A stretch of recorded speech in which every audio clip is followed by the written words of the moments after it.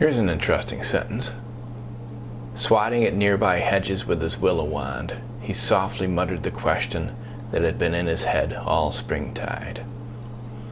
Usually I look for verbs and subjects first, but if prepositional phrases jump out at me along the way, I mark them. So I see at nearby hedges, I see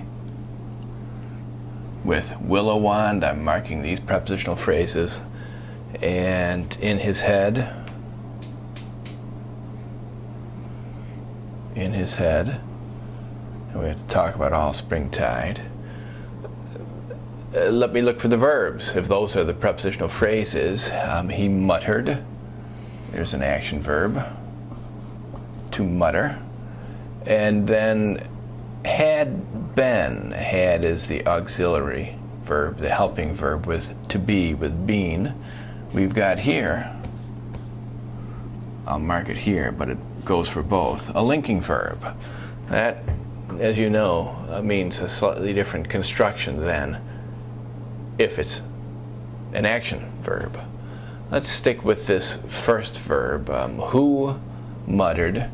He muttered. Softly, that's how he muttered. This is an adverb describing the verb. He muttered what, or whom? He muttered what? This is the direct object of the verb muttered. The is the definite article, just modifying question. That had been in his head all springtide. Hello, Abigail. Abigail's my cat. She's with us now. This ends up being a dependent clause. I know that because I see that we've got a verb here, had been, that's not associated with muttered. And it's got a subject. What had been in his head all springtime?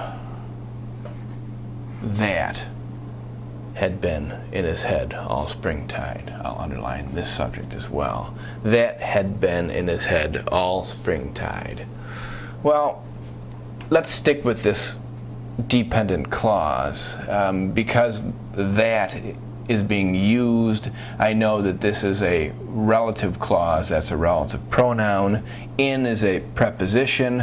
Head is the object of the preposition. There's a little possessive pronoun acting as an adjective.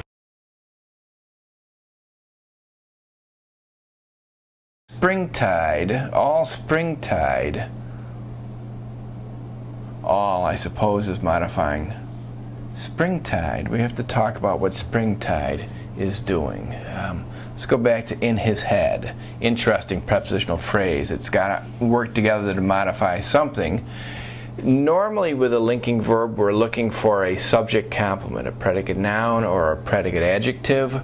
Something like Abigail was a cat. That's a predicate noun. Abigail equals cat.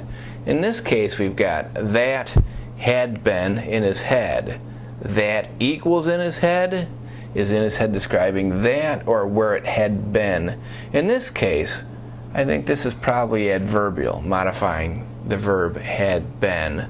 And then all springtide, I think is also. Now, springtide modifying the verb. When was it?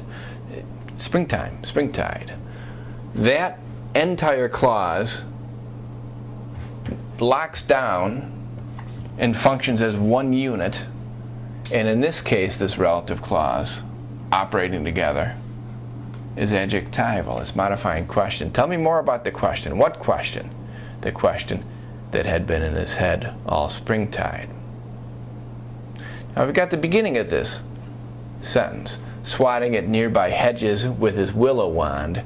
At nearby hedges, there's your preposition. Nearby is describing the hedges. Hedges is the object of the preposition. This phrase is describing the swatting. And then with preposition, little adjective, another adjective, object of the preposition, object of the preposition. This is also modifying swatting. In a way, swatting links together both of those prepositional phrases. Swatting, if you look at it, at its root has the verb to swat, and it's an ing. It's not a verb, it's a verbal. In this sentence, it's a verbal that modifies the subject. Talk about he softly, he swatting at nearby hedges, softly muttered. This is a participial phrase. It's a phrase because of the attached prepositional phrases. This entire participial phrase is modifying the subject. He. Tell me more about that he swatting at nearby hedges with his willow wand.